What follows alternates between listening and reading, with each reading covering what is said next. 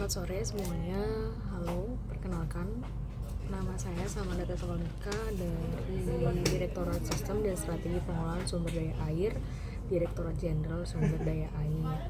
Hari ini saya ingin berbagi apa yang sudah saya pelajari dari agenda 1 hari pertama Latsar CPNS 2025. Poin pertama, mengapa kita perlu mengetahui bahwa wawasan kebangsaan dan bela negara itu penting?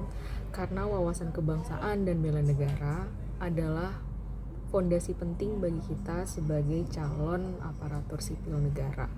Kita dituntut untuk tidak hanya menguasai teori, namun juga menunjukkan sikap, perilaku, dan kesiapsiagaan dalam menghadapi tantangan bangsa.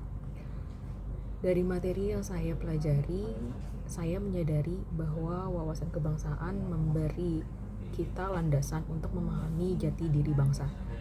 Perjuangan Indonesia dari kerajaan-kerajaan yang ada pada Nusantara hingga lahirnya organisasi pergerakan nasional menunjukkan bahwa persatuan adalah kunci berdirinya NKRI.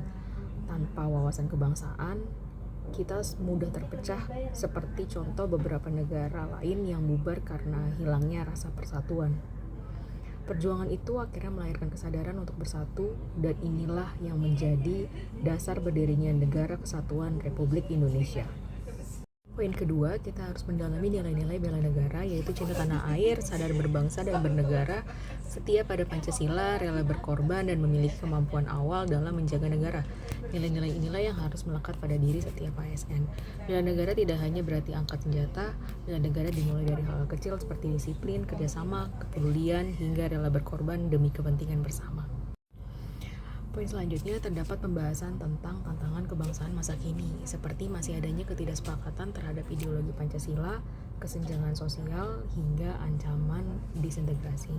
Hal ini mengingatkan saya bahwa menjaga persatuan jauh lebih penting daripada kepentingan pribadi atau kelompok.